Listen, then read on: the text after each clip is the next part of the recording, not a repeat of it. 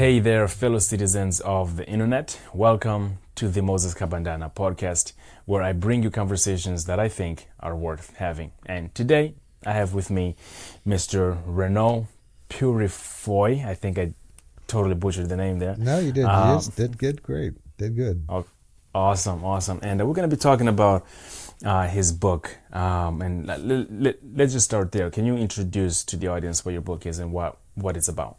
Well, the current one, or the latest one, is Why You Feel the Way You Do. And it basically goes through three sections. First section is what emotions are, why we have them, and the ones we share with other animals. And then we talk about negative triggers and core response patterns and how to overcome them. And then the last section is on the three things that positive psychology has identified as making you happy in life. Okay. So just to get started right there, well, before addressing any of those topics, why did you choose to write this book? Well, I was a counselor, worked with anxiety disorders for a lot of years. Then I went into teaching and retired, but then I had a person actually contact me and said, why don't you write another book? And I'd written on anxiety disorders, which did really well, and anger. I like to say anger and anxiety have been done well for me in life, but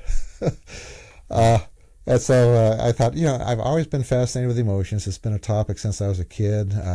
My parents were from farms. I raised chickens and rabbits and was always into animal behavior, and that's kind of how I got into counseling. I went from animal behavior to human behavior, and so I said, well, this would be a fun topic for me to do, and so I caught up on all the current research and decided to write about this book. Okay. Well, why do we have emotions? I mean, it sounds like a superficial question with a relatively simple answer. Oh no, but it's a very important question. Neuroscience talks about affects, and affects are something that give you an urge to do something, and there's like three levels of them. The most basic one is heat, cold, pressure. So if I'm really cold, I want to get warm. If I'm really hot, I want to get cool. If I'm sitting too long, then I got to move around. So they force you to do something. And then the second level are what they call homeostatic affects, which are things that cause you to create a balance in your body. So hunger and thirst are two big ones. If I'm hungry, I want to eat something, right? If I'm thirstier I get, the more I crave water, and it kind of, everything else in my attention and in my mind kind of goes away, and I just focus on that thing. So emotions are kind of the same thing. They create urges in you to take care of needs and wants. And there's basically 7 circuits in the brain that they've identified so far that we share with all the other mammals. And two of the interesting, there's the ones that we all know about, like lust, which comes up in puberty, and then fear of danger, and then, of course, anger. Fear and anger are how we deal with threat. So if a threat is manageable, I'm going to get angry and I'm going to eliminate it. If the threat is unmanageable, then I'm going to want to get away from it. And when I use words like anger and fear, I'm using them in a very broad sense. So anger can range from irritation to rage, and fear can range from apprehension to panic. So if it's a little tiny dog, I'm going to scare it away, right? If it's a grizzly bear, then I want to get away from it. So how we assess the threat, which it can vary, because threats can be, a threat to my self-esteem, to a relationship, my status, as well as actual physical threats, and how we assess that depends whether we become anxious or irritated and angry. And then it's interesting because there's another fear circuit. We actually have 2 of them. And the second one is, they call it panic, but we know it in babies as separation anxiety. So when the parent is away from the baby goes into distress. Then there's a corresponding circuit called the caring circuit, which causes us to respond and want to, take care of the baby. And in adults, of course, that's part of what bonds us together as human beings. That's why we miss people when they were away, and we rejoice when we're around with them and doing things with them. Because we're social animals, we have a couple other circuits. One of them is something called play circuit. And you see this in babies, and you see this in young children, and they just play. I know I'm watching my 3.5-year-old granddaughter, and one of her favorite things is tickle me, right? And Yeah. this is how animals learn, or social animals learn the rules. When she starts doing too much, then I say, that's too much, back off, right? And so it's also how we interact as as a social animals. And as adults, we love to play too. Another circuit that's kind of interesting is something called seeking. And when I first started studying this, it seemed kind of odd, but it is an emotional circuit, just like fear and the others. And if you watch little babies, they want to explore their environment. There's this drive to go out and to touch everything and to see what's going on. And again, it's how you identify what's positive and negative in your environment. If you go to a new situation, you go to the doctor's office or a stadium or something, the first thing you do is you just kind of check everything out. You look around, and it's an urge inside of you just to know what's going on around you. That's called the seeking circuit. And so, all of these are designed to take care of our needs and wants and to protect us from danger, and also to bond us as, together as people. So that's why we have emotions, essentially. It's to take care of our needs, to bond us together, and protect ourselves from threat and loss. Okay, that's would you say that our emotions, our feelings, can lie to us? And if they do, what are some examples that would say are most common to that we face, where our emotions tell us X, but the reality is Y? Does that question make any sense? I'm not quite certain what you mean by that. I mean, all of our emotions are causing us urging us to do things. Now, one of the things that we're unique is we have this part of the brain that thinks about stuff, right? And we spend a lot of our brain, or a lot of our time looking at the world through the belief systems that we've developed, right? Right. And so these emotions all will be filtered through that, things that I see as positive, negative, my worldview. And it's also possible for these different circuits to be suppressed, just like other things. You look at babies who've come from Eastern Europe where they've not been attended to, so they've just been left to cry, and so they give up crying. And so that caring circuit seems to shut off. When you do a game with a mother and their natural child, you'll find the hormone oxytocin will increase. It's one of the ones that's associated with the caring circuit. And these babies, it doesn't change. It's just like with adults, when we get oxytocin is one of the hormones that they call it the love hormone, right? It makes us feel positive feelings towards another person, and it'll well up in people that we are connected with. So I'm not sure if that's where you're going with that, but it's all filtered through our belief system. And so if you have a belief system where you see, for example, if I view this cup as a threat, right, then it's going to trigger that emotion. And of course, that's not real. And so a lot of times we have belief systems that distort reality. And so then these emotions, that's why we have a lot of crazy stuff that goes on in the world. I like to say, people, every human being, or not every, but as adults, we have a worldview and a set of core beliefs that developed when we were children, right? Now that can be modified as we're adults. A lot of those core beliefs don't, though. For many people, they're basically walking around interpreting the world through a belief system that a little kid came up with. When you look at the world that way, you see, well, that's why there's so much crazy stuff that you see around the world, right? Yeah. And a lot of times those belief systems have been shaped through, abuse or, negative things that happen to them. And again, you can change that as an adult, but unfortunately, most people don't. So most people, they don't realize that they can change. They don't even realize that there's something wrong. And so they're still interpreting the world through that belief system and that worldview that developed when they were very young. Yeah, no, that answers the question. Because what the image that I had in my head has to do with me, because I don't like big dogs. Whenever I see a big dog, I'm just like, I'm like scared of it. But there's yet to be a time when I approach someone's dog that's, to me, a big dog, and it being mean to me, right? It's always been super, super nice. But still, whenever I see a big dog, I'm like, yeah, no, they're coming for me, right? So that belief distorts the reality of the dog being just a super nice, super cuddly dog. The belief in my head that dog is going to attack me just kind of changes that experience. And of course, as you said, it has something to do with dogs chasing me all kinds of times when I was little. So it's funny you say that, because I had a paper route for about 7 years when I was young. I started when I was in the 5th grade, and it was a rural paper route, and so there were some big dogs on that paper route, and I would routinely have to fight them off as I was going down the road. And when I first met my wife, she would laugh at me, because if a dog barked, the first thing I would do is I'd want to know where it was, right? Right. And it's from that experience when I was a kid, just, dealing with all that stuff. Yeah, but no. And understand that. I think something else that's kind of useful is we make these comparisons of the brain to a computer, and it's really not. It's an organic being. And the way the brain works, it works through associations. And so as you're young, it starts to make associations between different things.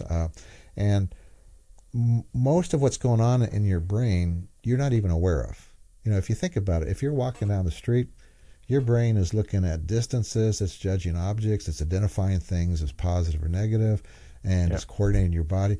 And all the time, all you're thinking about is what I'm going to have for lunch, or, what I'm going to watch on TV or something. But there's all this activity, the brain making associations about all the stuff going on around you, whether it's good, bad, as well as coordinating, your reaction to this stuff. And these associations are part of, this way that the brain works is part of why experiential learning is better than book learning. So I can learn everything there is about a car, and I can understand how it works and how a person should drive it. But until I get behind the wheel and start practicing, that's when the brain can start to make associations. Oh, that movement was bad. Oh, this movement is good. And then now it'll get those associations. So now I can just drive down the road, listen to the radio or talking to somebody, and not thinking about it. But until I've had that experience, the brain doesn't know what to do with that information. Because emotions are kind of an index. Every experience or everything you learn, whether it's through experience or reading or whatever, until there's that emotion attached to it, the brain doesn't know what to do with it.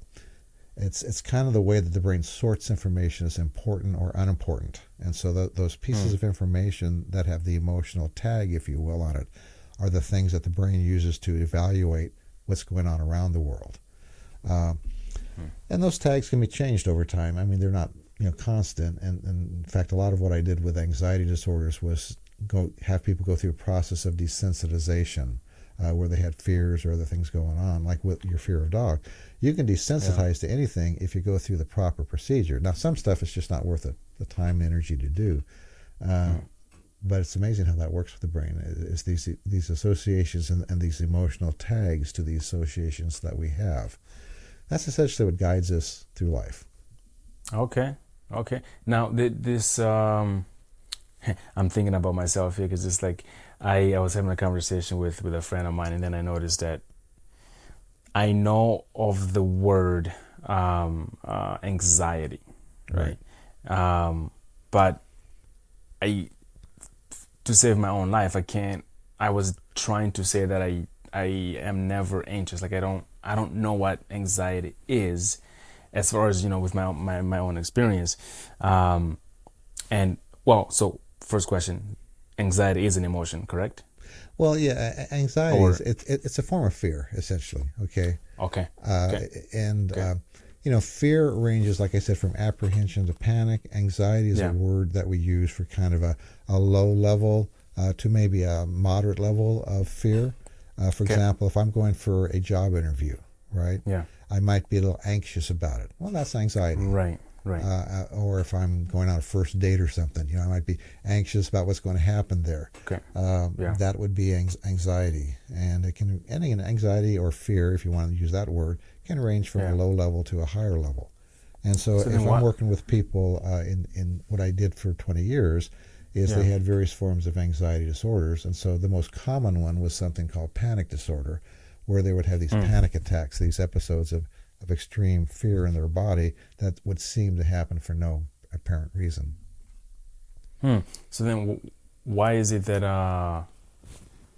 I can be paralyzed by fear, right? Let's say a giant dog jumps out at me from a corner, and I am so startled that I just freeze, right? But I wouldn't freeze under a different set of circumstances when fear is involved. That's a very common response, and again, you look at a lot of animals as well as humans. That's the response: is you freeze for a moment, basically trying to assess what the situation is and what you're supposed to do about it. See, that's why emergency personnel and soldiers, they get trained to where they can react without thinking about it, because sometimes whenever there's a strong emotion, your thinking processes, your cognitive processes, kind of shut off for a moment. And so that's why it's always important to take a moment to calm down whenever you have strong emotions, to make a decision about what you want to do about whatever's going on. So let's talk about calming down. What would you can you break that down for me for a little bit? Like, what does calming down mean? Because like for we there's no shortage of anecdotal evidence, quote unquote, of when someone is anxious, afraid, angry, or whatever, and you tell them to calm down, while they do anything but calm down. Well, that's because they don't have the tools for doing it, and that's part of what I would teach people how to do. So, exactly. Like with anxiety, let's take an example of a public speaking situation, right? Yeah. Somebody needs to be a public speaker. They're terrified of getting them in front of the audience, right? But they got to do some kind of presentation. So what you would teach them is, first of all, give them some basic relaxation tools. So I would teach them some relaxation response techniques, and then tie it to a trigger that they could trigger before they go on. You teach them some breathing techniques, something called military breathing, where you breathe in through your mouth and then slowly out your nose. Those are just some kind of common things. And then you need to manage the self-talk, because the self-talk is what really gets people going. That they might be thinking things like, oh, what if I make a mistake? Oh, people are going to laugh at me. This is going to be terrible. And so you need to come up with counters to that self-talk. A person with speaking anxiety, a lot of times that comes from when they were younger, and just difficult situations they had when they were a kid. And so you start talking about things like, you're an adult now, and you're in the adult world. And the reality is most people don't care about you. If you make a mistake, they may notice it, but then 2 seconds later, they're thinking about themselves again, right? And what they're going to do, where they're going to go. So really, you're not that important. It's not like it's going to be in the newspaper tomorrow. Right. In fact, that was kind of something I would often use with people is, you make a mistake, it's okay. People are going to forget about it. It's not going to be in the news. Sometimes a person will have their belief system about, I have to do things perfectly, so you have to maybe deal with that. The fact that, mistakes are okay. Most people don't notice them. When I first started speaking and doing classes, I was afraid of making mistakes, right? And I'd worry about it. And then finally I said, okay, I need to change how I do that. And so if I would be in front of an audience and I'd forget what I was going to say, I would just start saying, instead of getting all uptight about it, I would make a joke about it. I would say, okay, my brain just turned to jelly. I forgot what I was going to say, so it'll come to me in a moment, and I'd just go on to something else. And interestingly, it would come to me in a moment then. The more uptight you get, the more it's hard to access the information. The more you relax, the easier it is for that to come back to you. So now, I just started, so part of what we're talking about is self-acceptance, right? Coming to the point to accept the fact that, I'm going to make mistakes, and it's okay. I'm in the adult world. People aren't going to laugh at me like in junior high school. They're not going to sit there and point fingers and, make fun of you. Most people are going to be as compassionate to you as you are to them. Those who aren't don't matter, right? Would you call that like emotional self-acceptance? Maturity? Okay. Yeah, it's coming to self-acceptance, and that's part of how, again, you relax to situations like that. So, you're dealing with anxiety on a number of different levels. You're giving some basic body tools to calm down, but you're also, more importantly, giving them that restructuring of how they think about stuff, and especially some of that self-talk. A lot of your self-talk is just automatic. You think about it, you get into a certain situation, and it's the same little things you say to yourself every time you're into that situation. So the more you can identify what are those automatic self-talk things that you do that cause you to become anxious, and then to come up with things to respond to it to, then that gives you a way to calm down. And that's something that's called cognitive restructuring. It's a cognitive psychology approach. And it's really very effective. And it's just one of the things that you do. But it's something that I did a lot with people. Because, again, a lot of your self-talk is very automatic if you think about it. Every time, if you're driving a car, every time you get into a traffic, or every time, your kid does something, or your spouse does something, or whatever, there's certain things that you'll just say over and over again, right? And as you identify those things that are not helpful and start to challenge them, then you'll start to doing it less. Well, so if I have a natural tendency to gravitate towards negative self-talk, what are some tools that I can use, so like when I see myself going there, to like draw myself out of that?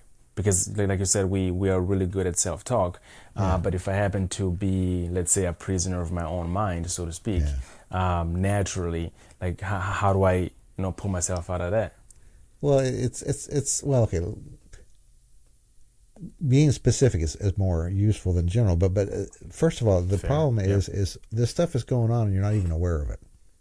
So the first thing is you, in order to change something that you're not aware of, you have to become aware of it, right? So what I would do with people is I would say, okay, I want you to just take a log, and over the next few days, every time you're upset about something, think about what you're thinking about. What's going on inside of your head? Because most of that's going on, you're not even aware of it. So I have them just kind of monitor what they're thinking, and they start to identify, okay, I say this a lot in these situations. These are some of the things I say to myself. Okay, let's write it down on a piece of paper, and let's come up with a counter to it, right? For example, one of the things people would say, I can't stand it, right? I just can't stand it when that happens. Yeah. Well, okay, that means you're either dead or comatose, right? You are standing it. You just don't like it very much, right? Yeah. So the self-talk would be, to counter that is, I can tolerate this, I can stand it, I just don't like it. So now I need to focus on, what am I going to do about it? I mean, I can take it, so what am I going to do about it? And then you practice, you read that little card. Sometimes I even have people take a little card around and they just pull it out every once or twice during the day and just read it. Okay, when I say this to myself, when I say I can't stand it, I need to say I can stand it, I just don't like it. And then, again, that changes the level of emotion, how you're reacting to that situation. Those are the types of things I would do with people. Again, you have to identify what is it that you're doing specifically, and then how do you change it. For example, another thing that I would do with people, people do a lot of negative anticipation, a lot of what if thinking. What if this happens? What if that happens? Yep. So people with panic attacks, a lot of times they would have a fear like, well, what if I pass out when I'm in this situation, let's say the store. Right. And so they start worrying about, what if I pass out? So I'd ask them, so what are the odds that you'll pass out when you go to the store? Oh, maybe 80%. Okay. And so then I'd say, how often have you passed out when you've been in the store? Oh, I've never passed out. Right. Yeah. So based on reality, the odds are very slow.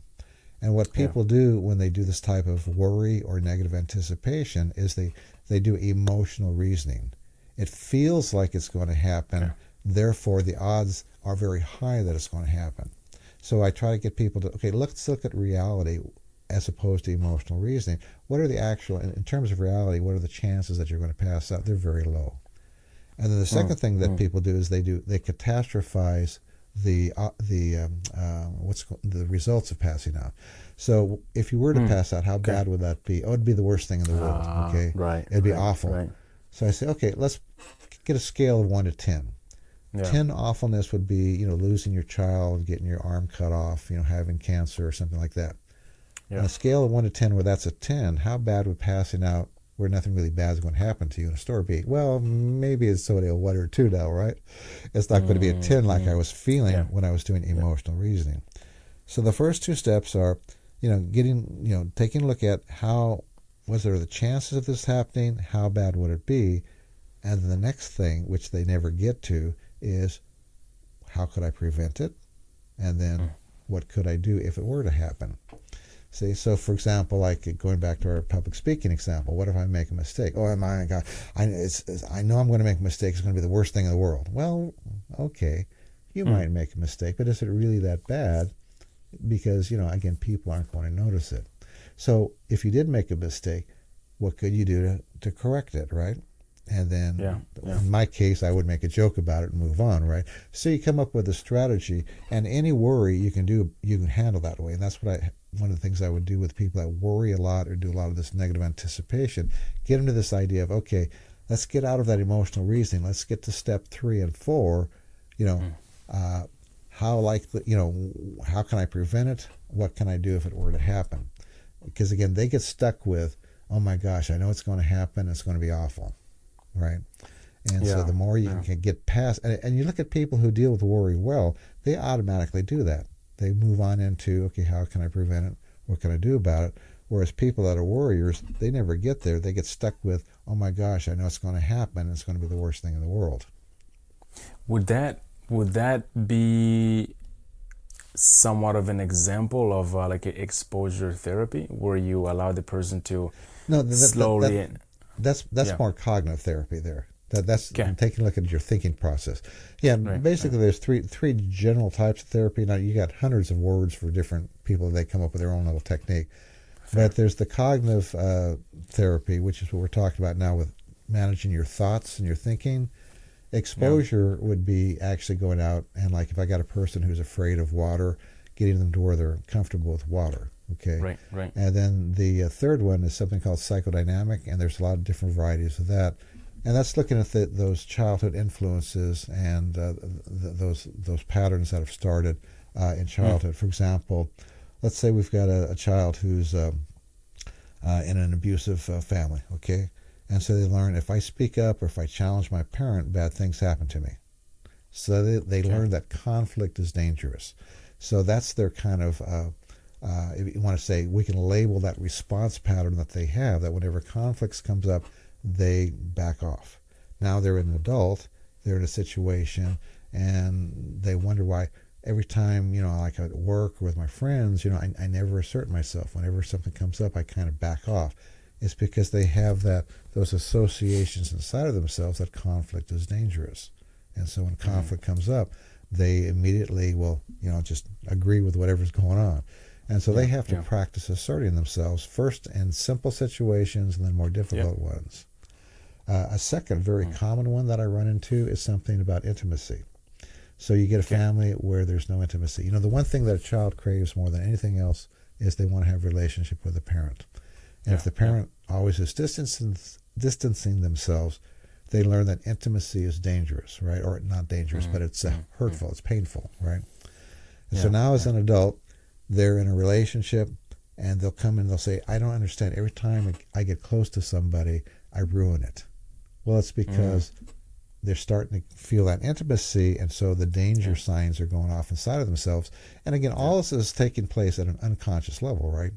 But now that they become conscious of it, they can start practicing, when that kind of that uncomfortable, anxious, or that desire to kind of do something that's going to distance the person comes up, they start to manage that, and so they start to learn how to become intimate with people, how to have closeness. It's interesting when I work with people who've come up in a really negative background.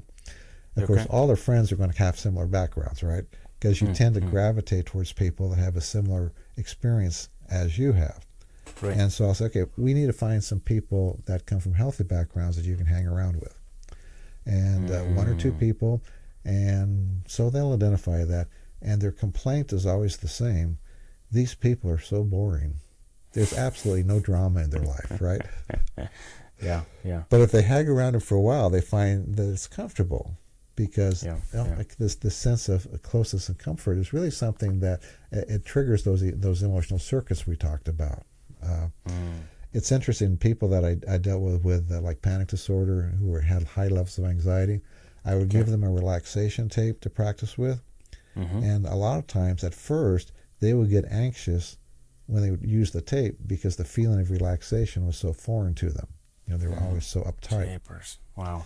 So those would be kind of the psychodynamic stuff. Looking at some of that, those deeper triggers that are going on in your life. Yeah. Now, would you say this might be a question with an evident answer to you? But like, would you say that there are some not so positive emotions that tend to affect more men than women, and or the other way around? Well, it's interesting because women will, and this is a very big generality. There's always exceptions to this, right? Women tend to internalize stuff. Men tend to externalize it. So, when women have things going on, that they're worried about or something, or something that's difficult for them, a lot of times they'll blame themselves or they'll tend to internalize it, where men will tend to go out more and externalize it and attack. And that's just kind of how we're wired.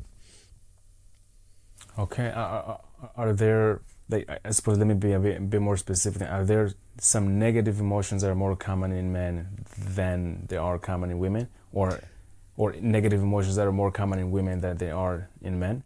Well, and again, emotions are something that can be positive or negative, right? If I'm if I'm a soldier, that anger is going to help me, right? It gets my adrenaline going, all that type of stuff. But again, anger tends to be more of a problem with men. Actually, that's not true. Women can do that just as well. There was a study in New Zealand that was really interesting, and they took every baby that was born in somewhere in the 70s, 72 or something like that, born for a year, and they just started studying them, their emotions, their sociological stuff, their families, and they've been studying this group of people for 50 years now. But one of the things they found early on is that women get just as angry as men, and they can be just as abusive as men. The difference is men are stronger, and so they do more damage and less children are involved. And when police come out, they would tend to focus on men as opposed to the women, because it's just, that's kind of our cultural thing. And so this is where the myth that men are the angry predators and women are kind of the victims has permeated a lot of, feminist philosophy. But the research has shown that, no, that's really not true, that women can be just as bad as men. But again, because men are stronger, they can dominate more. But you see men acting things out more. And like I said, women tend to more internalize it. So you'll see more depression, anxiety with women, and more of the acting out anger stuff with men. And again, that's a very, very big generality. That's why you have more men in prison, right, than women. Yeah. That was going to be my next question is because men will act out, externalize more, as you say. We the society, the way that our judicial system is structured, it does not seem to be structured to punish or to be punitive towards the internal expression of anger, which makes sense. You'll see women depressed and anxious and that type of stuff, right? Yeah. It is interesting because one of the things that the study in New Zealand found is that by age 3.5, they identify all the kids in about 5 different groups. And you had your big group, about 40%, what they call the well-adjusted. Then they had the group, about 25 or something like that. They were what they call the courageous ones. I called the evil kids. Those are the risk takers, right? As adults, they do the hang gliding, and all that type of stuff. And so they're the bolder kids, right? And then, so that's the majority right there. And then you had a group that they called the reserved, and they were the kids that kind of a little bit hanging back, a little bit shyer. And as adults, they're the ones that would tend to hang back more, be your research scientists, that type of stuff. Did very successful in life. It's just that they were just more reserved, right? And that would be your biggest 3 groups. Then the 2 that had the problems is you had a small group that they called the extremely shy. And then those are the ones that, if they were in a positive family, could do fine, but they would tend to, in a negative family, be extremely shy then. And then the group that had the most problem were what they call the under-controlled kids. And these are the kids that had no impulse control. When you did the marshmallow test, where you'd say, okay, here's a marshmallow. If you wait 5 minutes, I'll give you a second one. They would gobble that sucker up right away, right? But as adults, they're very impulsive. And so as adults, they tended to be more into drugs, crime, and that type of stuff. Again, if they were in a very nurturing, healthy family, they could learn some control and manage and do well in life. But any kind of negativity would really emphasize that side of their personality. And so again, you saw them as the biggest group, in your prisons and stuff, or drugs and substance abuse, that type of stuff. So like in some ways, this raises some, I don't know if it's a moral set of questions that are running through my head, but it's like, it seems as though a lot of these things are not predetermined, but they're set in us from the get-go. It's the nature nurture question, right? Is it nature? Is it your genetics, or is it your family? And the interesting thing about the study is it's both. There was one researcher that that really highlights this, and he was studying prisoners and sociopaths, and he was doing brain scans and stuff. And just for fun, he said, "Well, I'll do mine." And he found he had the same brain as these people he was studying, right? Right. But he had been adopted into a family that was very loving and nurturing because they wanted a kid, right? And so that's what changed. And he said, as an adult, I'm very competitive. I like to win, and I do rattle cages sometimes. But, again, I understand that even more now because of his research. And so he compensates for it, right? So nurture is not, your genetics is not a death sentence in a sense. Again, depending upon the family and the nurturing and, how that's being expressed, it can be either exaggerated or dampened. Shyness is a good example. There's a genetic predisposition for that, and there's actually a monkey model that they found, and they had a group of monkeys they're studying, and with the same kind of genetic stuff. And the monkeys that had that gene that were raised by a nurturing mother did very well, and sometimes even became the leader of the pack. But you put them with a mother who was not nurturing, and that shyness gene would really come out, and they would be very, you could see it. They would become very isolated and unwilling to, move in with the rest of the monkeys and stuff. That's the same thing with human babies. Those that have these genes, again, depending upon how they're nurtured when they're young. My daughter, for example, she tended to be fairly shy. And so one of the things we just did is we just really always encouraged her to get out and do things. And now she does real well now as an adult. I remember one of the things she was afraid of was spiders, right? And so we'd say, that spider's just over there. It's not bothering you. So come on over here. We didn't get excited about it. And we just, kind of gave her that ability, gave her lots of experiences of getting out there and doing stuff. My son, he's ADD, and one of his things was cooperation, right? So we did a lot of stuff where we, made cookies, built things, did stuff, and a lot of messages about, it's fun when we cooperate. We get a lot of stuff done. And it's a lot of those messages which has really helped him as an adult. So even though we might have a genetic predisposition to X, Y, and Z, the way that the trajectory that our lives takes after that has a lot to do with how we progress as adults. That's pretty much a good summary to what you just said. Yeah, and a lot of it has to do with how it's either exaggerated or dampened by especially those early childhood experiences. Yeah. But even as an adult, if you recognize that you have some of those predispositions, you can do things that will quiet it down to some degree. I mean, it's always going to be there a little bit, but that's what makes people different, right? No, I agree with that. I was a super shy kid, and I grew up in Mozambique, and so. But I remember just playing around with other kids and throwing rocks and climbing trees and stuff.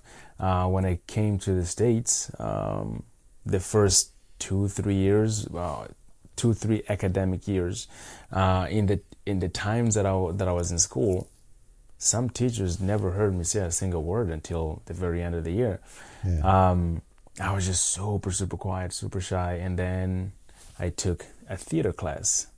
And then just this little spark in me just exploded, and then all of a sudden I'm doing all kinds of more extracurricular activities with people and doing being around people.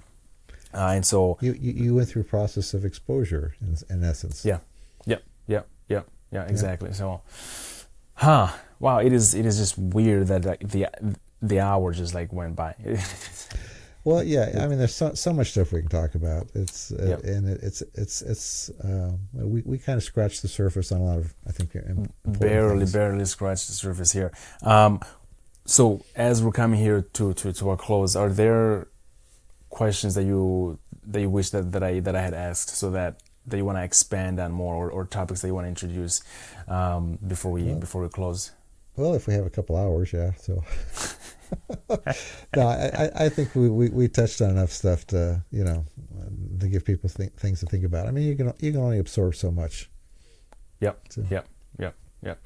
Okay. Well, so if people want to follow you or buy the book that you wrote, where can they find it? Well, it's in book form, ebook as well as audio, and the easiest way to just find about all the stuff that I do is to go to my website, which is whyemotions.com. So whyemotions.com, and then they can find out about why you feel the way you do and some of the other books that I've written. So. And do you still do therapy? No, I'm retired now. Okay. Good. I write. I do some classes. Play a lot of guitar, and and I watch my great grandchild, and just have a lot of fun. So but I might still keep my finger. Yeah, I still keep my hand in it. So. Okay. Well, thank you so much for coming to the Moses Kabandana Podcast. I'm sure I've learned a lot for sure, and I'm hoping that the audience here is going to be able to walk away, having learned, a thing or two, and who knows, maybe there might be a part 2, part 3, part 90. I'm totally open to that. So we never got to the what makes you happy. So exactly. Well, there's the. If you study the news, there's always like way more bad news than any good news. So it just too much focus on the negative. So we just did the bad stuff, bad side of the emotions today, negative emotions for the most part. And I think it's important for people just to know that you can make a difference. You can change. Yep. There are things you can do. Yep. Exactly. So let me just read your name here, because I'm super terrible at pronouncing names. Your name is spelled really, really interesting. So it's Reneau, and the last name is Peurifoy. So I'm gonna try to pronounce it. Reneau Peurifoy. That's very good. Okay, well, I'll just stick with the first name. Mr. Reneau, thank you so much for coming to the Moses Kabandana Podcast. Well, thank you. It's been a good hour, so I appreciate it. Pleasure's all mine.